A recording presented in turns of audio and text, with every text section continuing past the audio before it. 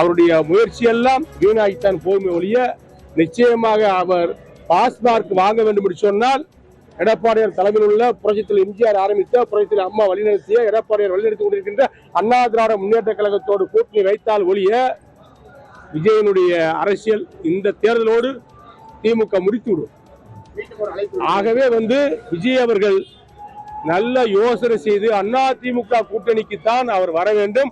அவர் திமுகவை முழுமையாக எதிர்ப்பது உண்மையாக இருந்தால், திமுக ஆட்சியை தூக்கி எறிவேன் என்று அவர் சொல்வது உண்மையாக இருந்தால், திராவிட முன்னேற்ற கழகத்துடைய ஆட்சியை தமிழக அரசியலிருந்து விரட்டுவேன் அகற்றுவேன் என்று சொல்வது உண்மையாக இருந்தால் அவர் அண்ணா திமுகவுடைய கூட்டணியைத்தான் நாடி வர வேண்டும்.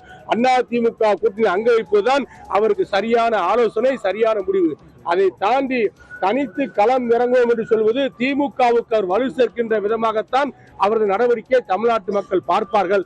அந்த நேரத்தில் மக்கள் எடுக்கின்ற முடிவு திமுகவுக்கு மாற்றாக அண்ணா திமுகவை தான் தேர்ந்தெடுப்பார்கள். ஸ்டாலின் அவர்களுக்கு மாற்றாக எடப்பாடியாரை தான் முதலமைச்சராக தேர்ந்தெடுப்பார்கள்.